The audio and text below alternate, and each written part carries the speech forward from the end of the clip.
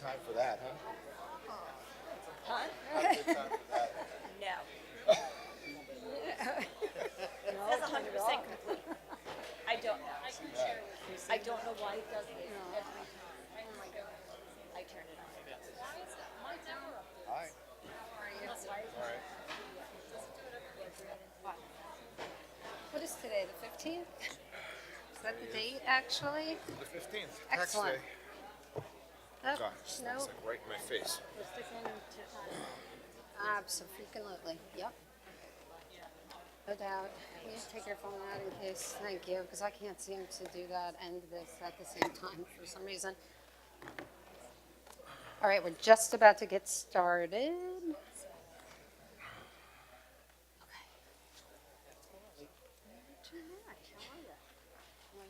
So we need some motion and second, right? All right, so good evening, everybody. I am going to need a motion to go into public session of our Board of Education meeting. Thank you, Bill, and a second from Xavier. All in favor? Great, thank you. Please join us in saying the Pledge of Allegiance.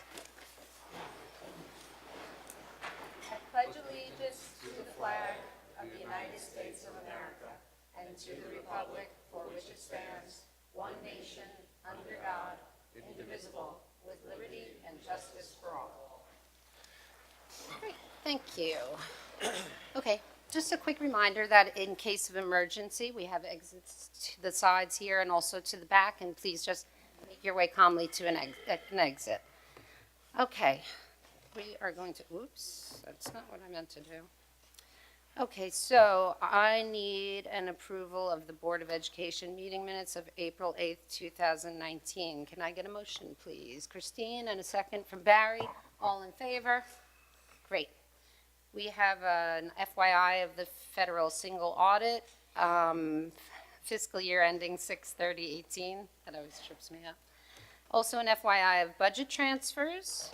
And last is the warrant certified for 10/19. Can I get a motion for approval of the attached warrants, please? Motion. Barry, and a second. Tom, all in favor? Thank you. All right. Well, we were just here just one short week ago, but are there any board member communications or announcements? Nobody. It's kind of a quiet week in between. All right, and that brings us to Mr. Polanski. Okay, hold on one second. Sure. Sorry, we got to you kind of quick tonight. We did not have executive session tonight, so obviously we had no chance to talk about a few things, but I do have a few things to say. We have had a particularly long week following a high school musical production. There are a few takeaways that I feel are important to share, and I think it's important that everybody understand these things. Number one, many people were clearly offended by the production. While there was no intent to offend, it doesn't change the fact that it happened. Comment they've heard several times, you hear this all the time, people don't have the right to be offended. That's incorrect. People have the right to and will take offense to whatever bothers them strongly. We all need to be sensitive and responsive to those feelings. We are one society and always need to work hard to find common ground. Did post a letter this weekend, and obviously these are things I feel very strongly about, and I know my feelings are shared by many. I'll read excerpts from it. I mean, as you know at this point, the Huntington High School Drama Club presented several performances of the Broadway musical Thoroughly Modern Millie last weekend. The kids put a lot of time and energy into this, the cast, the crew, the pit orchestra, several months in preparation for the production. They did a terrific job. It was reflected on stage. It is very clear, however, that aspects of the play's storyline and characterizations are culturally insensitive. And from me to anyone who was offended, we deeply apologize for that. We deeply apologize to everybody who may have been offended. Please understand that we have no intention of performing that show again. Furthermore, further drama and future drama and musical productions will be very carefully vetted so as to avoid similar issues moving forward.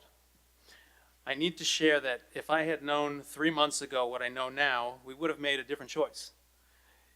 It would have avoided any hurt or upset feelings. We don't want that here. We don't want that among anyone. Secondly, our students would not have been placed in this position. I feel badly for them as well. Again, none of this should minimize their talents and efforts. For those that don't know Huntington, it is a proudly diverse community. There are over 20 languages spoken here, collectively by the families in this district. We will and must continue to celebrate our differences and our efforts toward promoting kindness, acceptance, and respect in and around our schools. These are educational imperatives in this day and age. I have spoken on multiple occasions about treating this as an educational opportunity, and I feel very, very strongly about that. As I shared with the board, even before this situation had occurred, we made a commitment. We made a commitment to being at the forefront of staff development associated with cultural proficiency. We've already begun our training in that regard, as have select other districts. We want to take a lead role in that. We want to set a standard. We want to set a standard for other districts to emulate. It's also important that all of our students understand the issues as they have been presented by this situation. I believe this needs to be done in a classroom setting as opposed to a large group. We are committed to doing that for as long as it takes. The dialogue, this type of dialogue, needs to remain open always. And I hope you genuinely understand our commitment to doing that. And again, to those here tonight, we apologize for any of those hurt or harmed by what has transpired during the past week plus. Thank you very much, Mr. Pansky. I appreciate that. It was well said.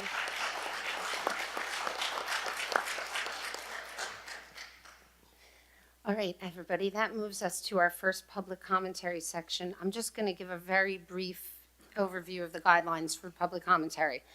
We have one public commentary section at the beginning and one at the end. They're both 30 minutes long. The first one we generally keep to comments about the items for action and agenda on the agenda, items for action and discussion on the agenda. If nobody uses up that time to speak about that, then people can speak about any other issue that they want, given that they have to be a district resident, student, or staff member.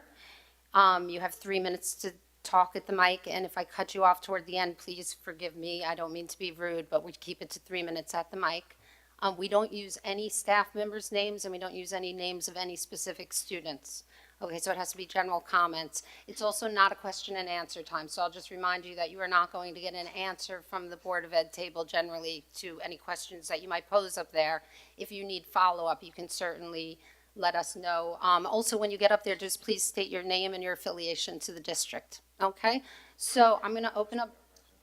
Oh, no, right, a resident. I think I said that. I'm sorry. I may have said taxpayer. I meant to say resident, student, staff member in the district. So you have to have connection to the district, basically. All right, so I will just, let me invite anybody up first that may have had a comment about the, tonight we have a budget presentation. It's the budget, school district budget and property tax report card. I don't know if there's anybody here to make comments that pertain to that, but if you are, then you can step to the mic right now, and if not, we'll open it up to other comments. Oh, thank you.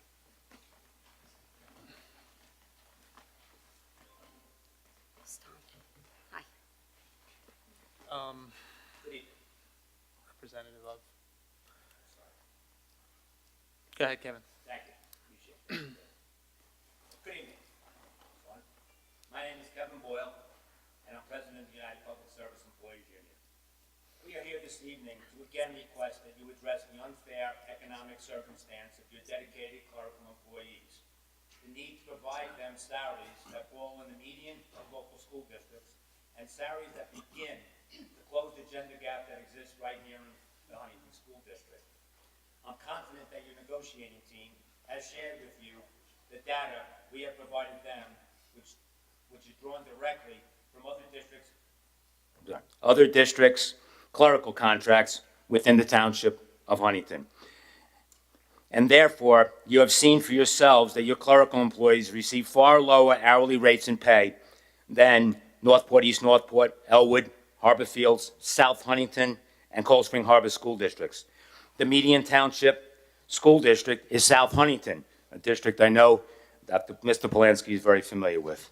Not only are they well received, well behind other clerical employees, but their hourly rates fall short of their male counterparts in this district, working in the male-dominated custodial grounds and maintenance bargaining unit. Their jobs may be different, but they deserve no less respect or financial recognition for their skills, education, and responsibilities.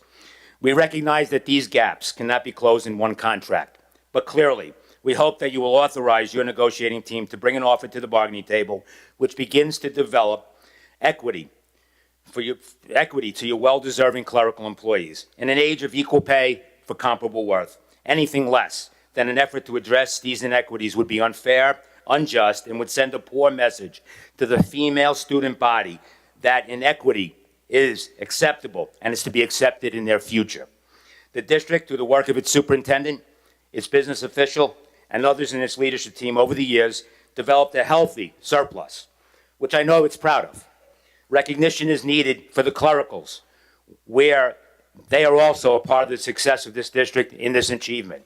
Additionally, the district has been assisted by ever-lowering pension contributions and a significant reduction in health plan increases this past January, saving the district a significant sum, given that all districts included in their budget based on a 9.75% increase versus the 2.75% actual increase.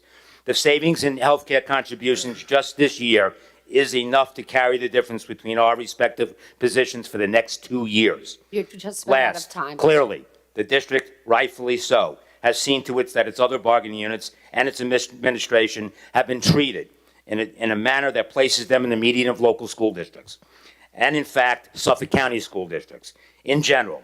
And we're here this evening to request the same treatment. One sentence more. We believe that All right, that its thank time you. is up for this district to recognize the 100% female bargaining unit with the equity and equality they deserve. Thank you. Thank you very much.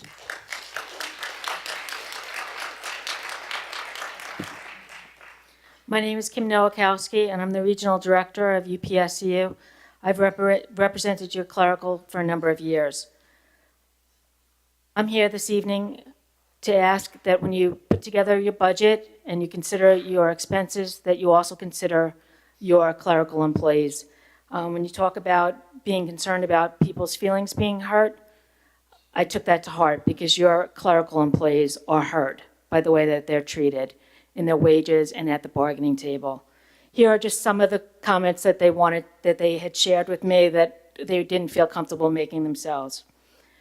I live in an inexpensive one-bedroom apartment and still need to work an additional 12 hours a week as a part-time job just to make ends meet. Another person, it would be nice to have respect of the district to the same extent that they demand respect from us. We should be valued members of this district, and we are not. I have been a district resident for 26 years and have worked in the district for 8. In addition to working full-time at Huntington, I work a 20-hour-a-week part-time job to make ends meet. Another person, I'm a new employee and I like the staff and students of the district, but I can't make ends meet. I have taken tests so I can be canvassed from other nearby districts. Another, I am a relatively new employee in the district and I have to work a second job of 12 hours a week to be able to pay my bills. I am receiving canvass letters and will leave this district as soon as possible. Another, I have worked in the district for close to 15 years. I am a district resident and have children who have attended this district. I work a second job of approximately 15 to 20 hours per week to support myself and my children. Another, I have worked for this district in a senior level position for over 5 years, and I hold a bachelor's degree. My salary is approximately $40,000. This is not a salary I can live on. I have been taking civil service tests to get on canvas lists so I can make a livable wage elsewhere.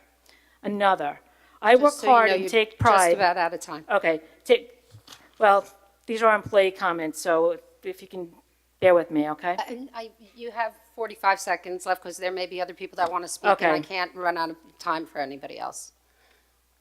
We not only have a hiring problem, but also a lack of proper compensation for those who are here for a while. It is beyond our belief that the district negotiator says the district sees no problem in hiring and retaining clerical employees where we see a revolving door. We train, they leave. We post, we interview, we hire, we train, they leave, repeat. Thank you very much.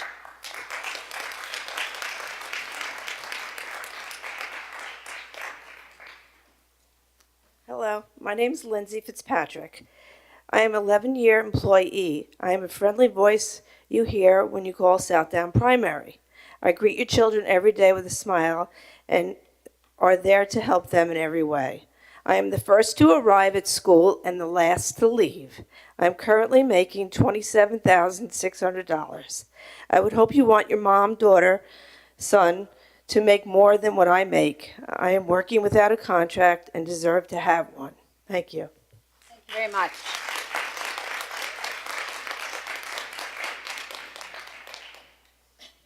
Okay, we will have time for other comments, just a few minutes if you want to come to the mic. Anyone else?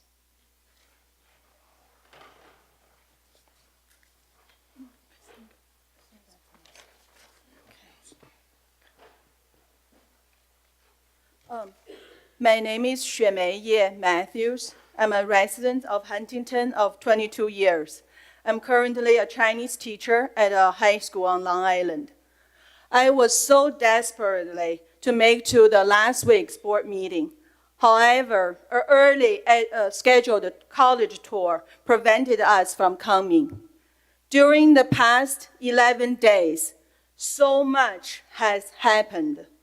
So, I'd like to take this opportunity to speak at this meeting regarding a very important issue to my family and my Asian American community of Huntington and of Long Island.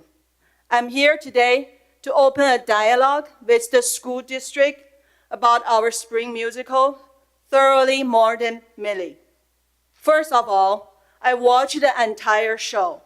I wanted to congratulate all the members of the production for the artistic aspect of the show. There's so many talented kids in the show. I also like to go further to point out I am a strong supporter for our school district's art and music department. We have many wonderful programs and many hardworking teachers. Over the years, we have been putting on many wonderful concerts and performances, which I enjoyed very much. I'm grateful for the staff, teachers, and students who contribute to our first class art and music program in Huntington. Then I went to this year's spring musical, Thoroughly More Than Millie.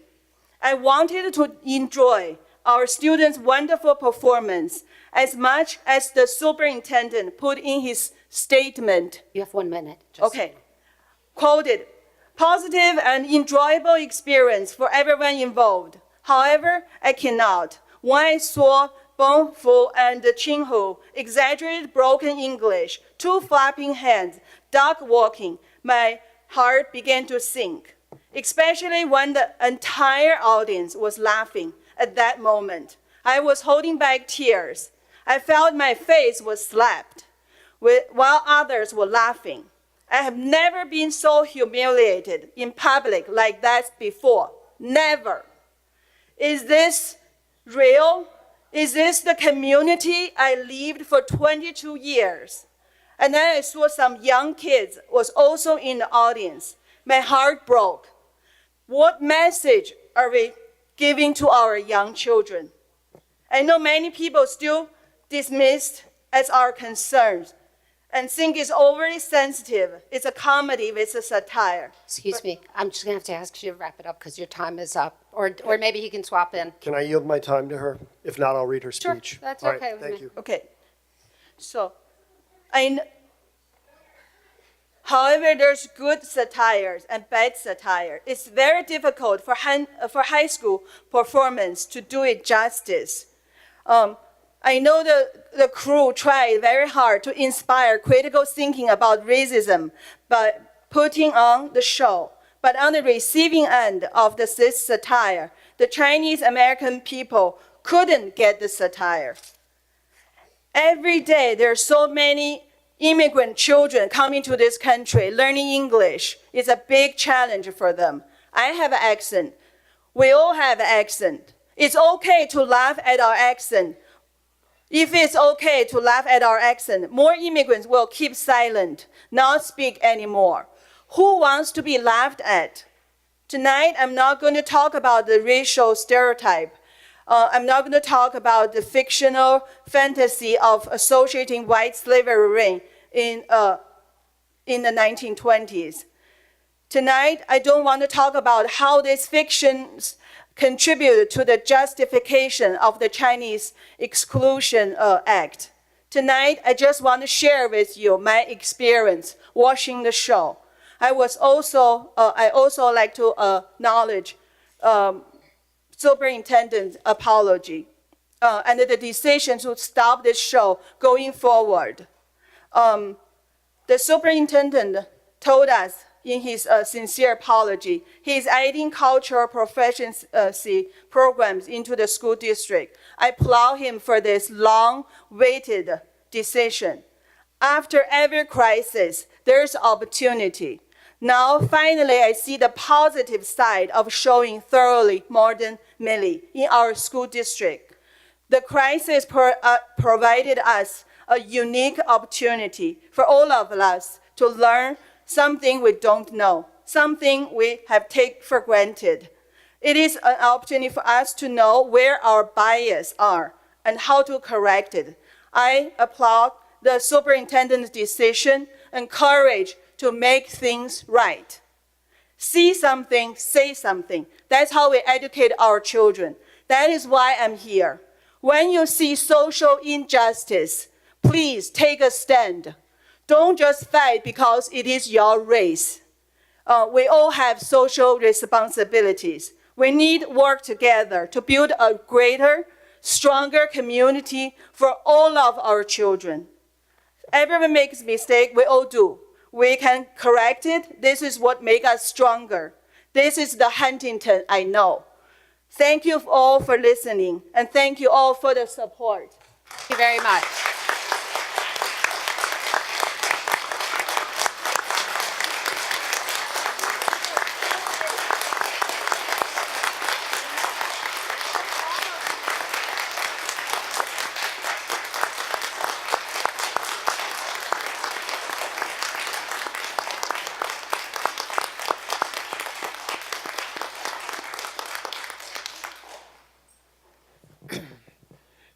Thank you, Mrs. Matthews.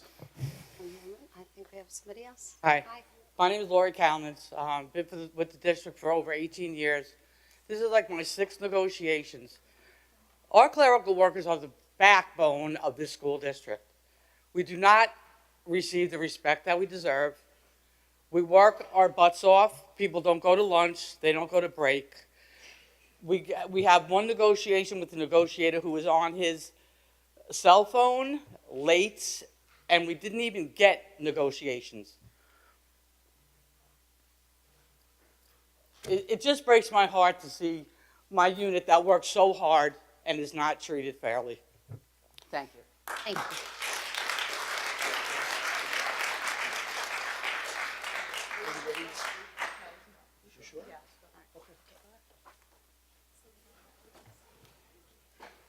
Good evening. My name is Karen Yao. I am an of-counsel at the Catholic law firm. Do you have an affiliation to the school district? I actually represent the signatories to this letter that I would like to hand deliver to you and to the school superintendent. Jim. Here we go.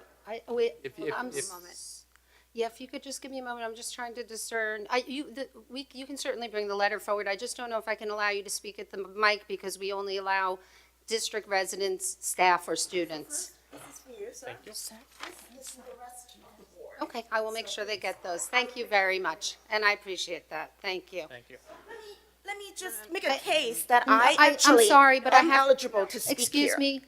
Oh, I don't think so because our bylaws are such that it has to be a district resident, a district staff member, or a district student. It's, I appreciate that you've come here to represent people from the district, but unless it's a union, I really can't let you do that. So I really appreciate you bringing these, and I promise I will share them amongst the board, and if you want to contact me to my board email privately, you can absolutely do that, and I will get the information to everybody else, but I'm sorry, I can't break the rules for just one I very much person. appreciate that offer, but if I may, let me make a case, right, for being able to speak here. sorry. And then after I speak, you may then decline. Well, no, see, that's the exact opposite way we have to handle it. I'm so sorry. We have the rules of our bylaws. But if you don't know the interest for No, which I and represent, I how think can that- you make a decision? And I think that, you know, you have to understand that it's not just to do with this issue, it's to do with any issue that comes through the district, No, I every understand. single meeting. I'm really sorry, I'm going to have to decline that offer, and I appreciate, and I would be glad to speak to you after the meeting, I really would, but I can't let you come to the The mic and letter speak. that I just hand delivered has 184 people's Okay, signatures on and it. so we will So some speak of those about that. must be, and I know that No, our and residents yet in I this still, school I'm district. so sorry, and I really appreciate what you're saying, and I'm trying to be as respectful as possible, but I can't just change the bylaws No, of the Board of absolutely. Education. No, Sorry, absolutely. it's my job as the president to uphold those Absolutely. bylaws. I certainly and- understand. And I appreciate that. And, you know, I I know don't you're agree with disappointed. that I would be glad decision, to but I speak with certainly you. understand that you made one. Okay. And I hope that what I've said actually remains a part of this record so that we It can actually definitely review will. it. No, it Thank you very absolutely is. much. It's part of our audio, and thank you for being understanding. I'm sorry about that. Yeah, huh? Hi, my name is Sylvia Belanger. I'm a senior at Huntington High School. And I would just like to start off by saying that I really have had enough with this situation regarding our spring musical. And I do not like the way that this was handled, and I'm not saying that we're not at fault for anything, but the way that this was handled was not appropriate, and a lot of students in our school are still upset, and they're still very, I don't know how to say this properly, but they're just very upset about it, and they don't very well convey that to people. And they can't, because they feel as if they do, they will be attacked. And when they're attacked this way by other students and other people, it just makes them very uncomfortable. And as a part of the spring musical, I was very upset. And for most of us, this was our last show. It was an emotional show, and before the protesting happened, I received senior gifts. We all received them. And it was just a shift, and to go from crying happy tears to just being upset because a group of people is very upset by something that you're doing and that you take pride in. It was very hard to sit and deal with that. And I would just like to say that I cannot sit here and just ignore the fact that we all felt attacked by some of the things that were done. And I feel as though this should be dealt with and ended today. This should be the last time that we're hearing about it, the last time that students feel upset about it. And there should be no other discussion other than right here, right now. Thank you. Thank you very much.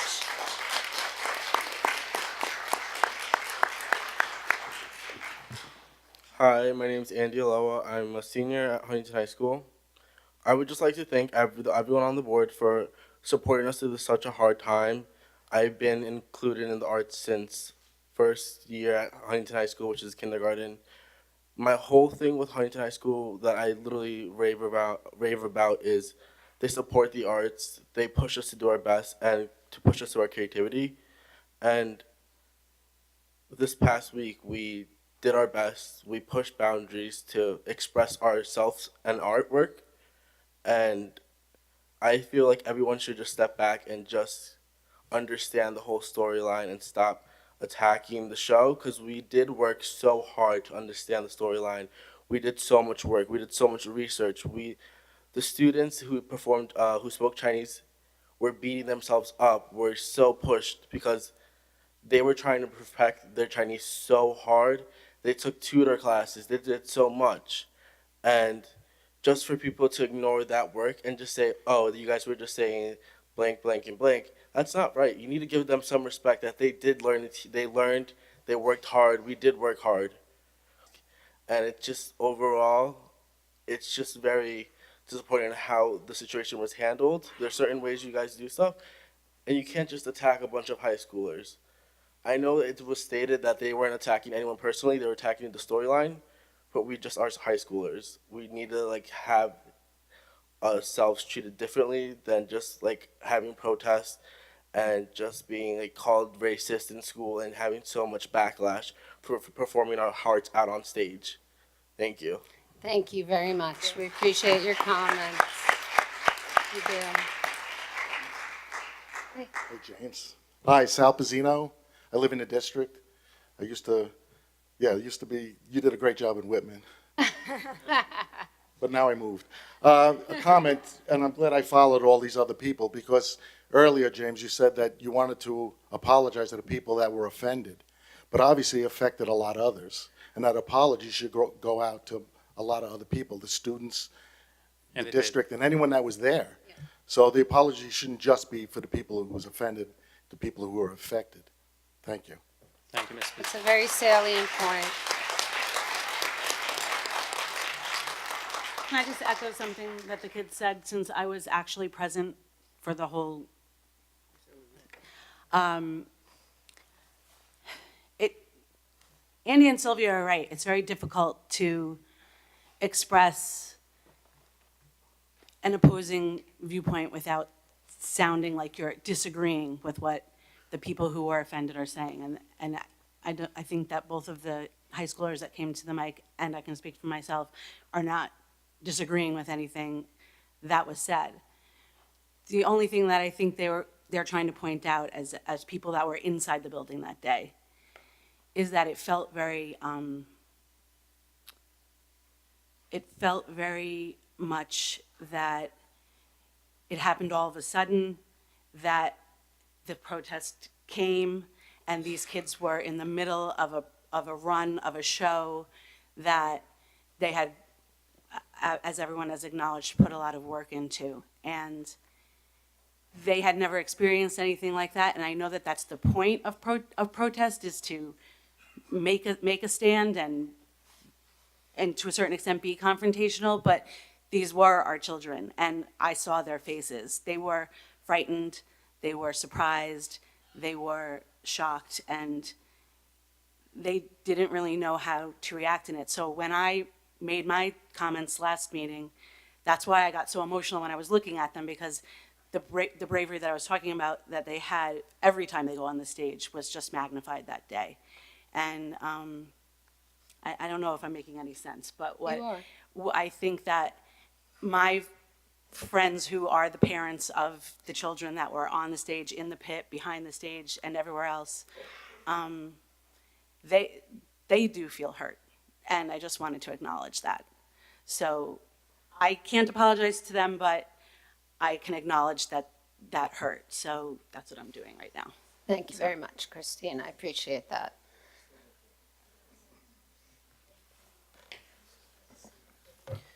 Good evening. Eric Reynolds, District Director of Fine and Performing Arts. I just wanted to follow up with some of the statements that were made, and this experience has created unintended consequences over the last week. The production that we put on offended individuals, far and near, an unintended consequence. The protest that took place on Saturday evening outside the high school that upset our students and distracted them from their performance, an unintended consequence. And in learning this week that our community is polarized on this issue, an unintended consequence. All sides of an issue should and must be considered and respected. I personally am listening to all of our stakeholders, and as we move forward, please believe that my decisions will continue to be made looking through all lenses, taking into account all interests and needs of our community. Please accept my own sincere apology to all of our friends and neighbors in town and beyond that have been hurt by Thoroughly Modern Millie. I would also like to offer my apology to the school district, its administration and board, to the students and staff for bringing negative attention their way. My hope is that all parties today can accept my own feelings of sorrow and sadness and allow us to repair the trust you have in our programs to deliver future high-quality, highly educational, and enriching opportunities and experiences for our students. Thank you. Thank you so much, Eric. That was a wonderful job.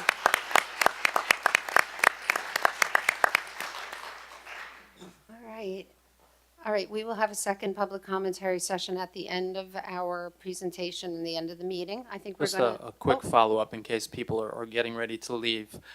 I just want to acknowledge Mr. Pizzino's comment was quite salient in terms of those affected. And the letter I sent was truly meant for all, including those who were offended greatly, those who were offended not as greatly, but also to the kids who were placed in this position. This is not on their backs, and I think everybody in this facility would agree with that. This is not their doing. This is a shortcoming that relates to the adults involved, and it's one that is going to be addressed in the right way. And as I've stated all along, the apology is absolutely warranted and as sincere as I can muster, and B, this needs to be addressed educationally. We live in a day and a time where the vitriol and the sadness and the lack of respect and lack of love is just way too rampant, and we as individuals can only make small dents in that, but it's incredibly important that we do so, and we do it in the right way, and we can do it in this school district with the help of all involved, and we do want to make this a collaborative process, and we have plans in place already. We have them in place before this even began. It's very unfortunate that we have to be having this conversation at this time. I just want to make sure that both Sylvia and Andy understand that this should not minimize the work that you put into what you did. I think everybody respects that and understands how much time and effort goes into putting on a high-quality production, and this is not any reflection on that. It is a reflection on decisions that need to be made differently, more carefully, more sensitively, and more collaboratively moving forward. So again, our apologies are as sincere as they can get, and we apologize to those students as well for putting them in this position. Yes, absolutely. All right, thank you. All right, I think we're going to get the budget presentation going. Right?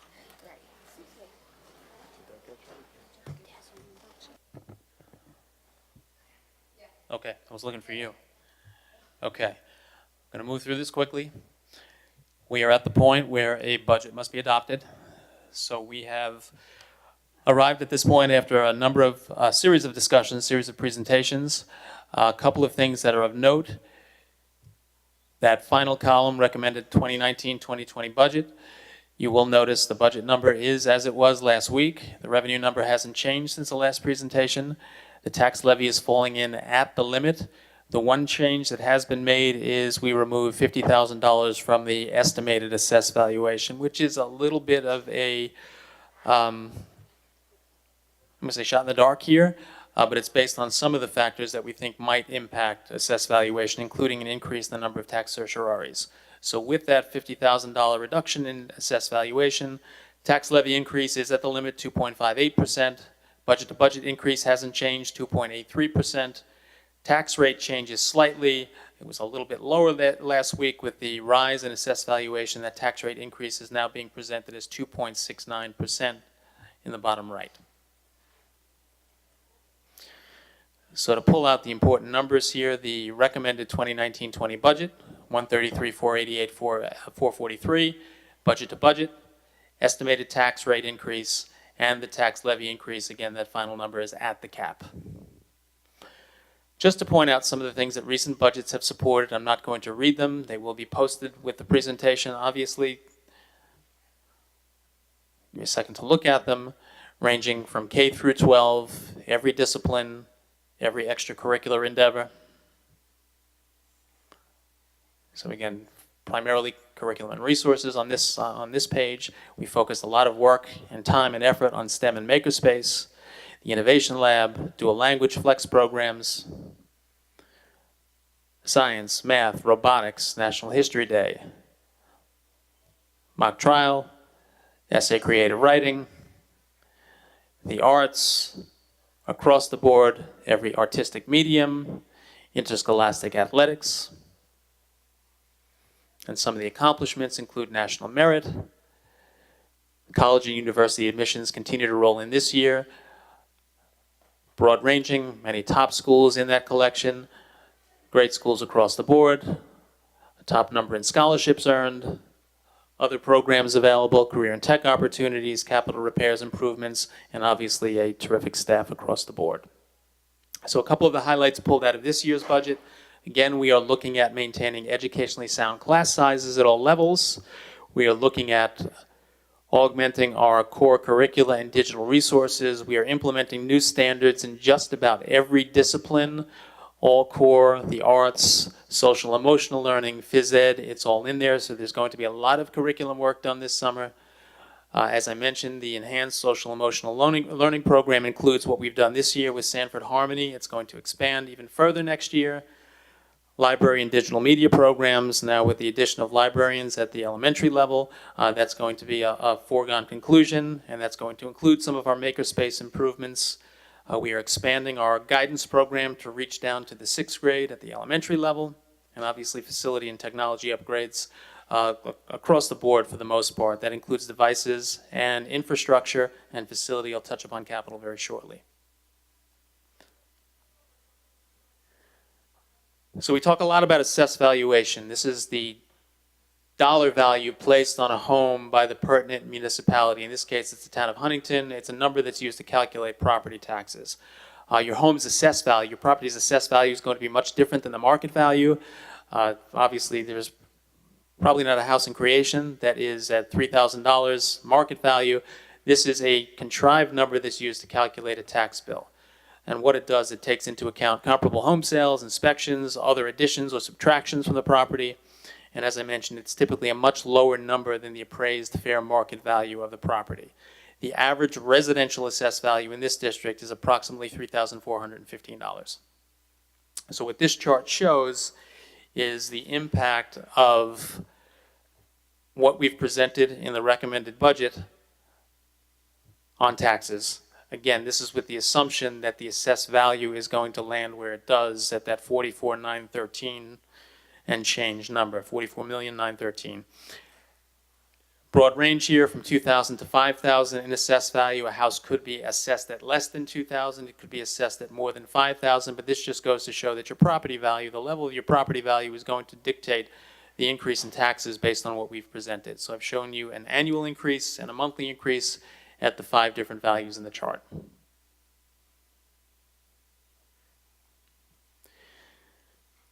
So again, the ballot will have 2 propositions on it. It'll have the 1920 budget, and it will also have the capital reserve appropriation. And just to remind that anything that occurs with respect to the capital reserve is not going to impact either the levy or the rate. This is it's an account that basically has money set aside simply for the gradual improvement of capital in the district. Facility repairs, facility upgrades, facility additions, etc. And this is done in an incremental fashion, so we can do a little bit each year. Obviously last May, quite the sum was approved by the voters so that we can replace a number of roofs in the district. This year is going to be considerably less than that, but still it's not insignificant. So what the voters would be voting on here is release of monies from this fund. If it's not voted affirmatively, those monies go right back into the capital reserve and cannot be used for any other purpose. This is what we're asking for the money for this year. Finley locker replacement, 3 boilers at the high school, a piece of the roof at Huntington High School, and again, the money that we moved from the repair reserve last year into capital so that we can replace the turf field, which has reached the end of its useful life, and a couple of the surrounding pieces that go along with that field, the perimeter netting and the goalposts. And that totals $3.846 million. I just have a technical question. Go ahead. It comes from 2 different reserve funds, right? So it's one proposition, though? It doesn't matter? Actually, it's what do you mean it's coming from 2 different reserve funds? It's one reserve fund? Oh, okay. No, it's multiple reserves, but it's on the prop. Right. Oh, The prop is it, for example, We're taking out of the 17, the 18. Okay. That's what I was. the high school turf, the netting and goalpost has to come from the 2018 reserve, primarily because we have to identify when a new reserve fund is approved, we've got to identify source of funding Right. and potential uses of That's funding. what I was asking. I just didn't realize that it would be under all one proposition, but Kathy's saying you put it separately. In the proposition, it's identified as which is coming from which reserve fund. Okay. Quick mention of the contingency budget. If a budget is voted down, same tax levy must carry over from 18-19, the current school year. No exclusions can be taken into account. There is an administrative cap requirement. The administrative budget component percent of the combined administrative program cannot exceed what exists in the current year. Equipment has to be taken out, as you know, and the community would have to pay the full cost for use of facilities, which is generally the case regardless.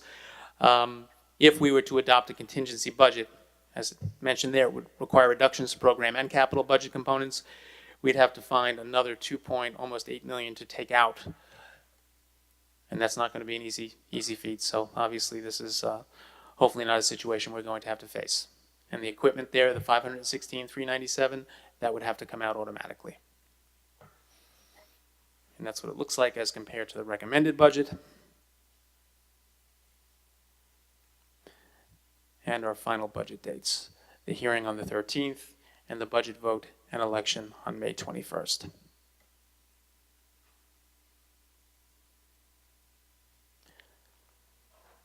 Questions before we discuss the table?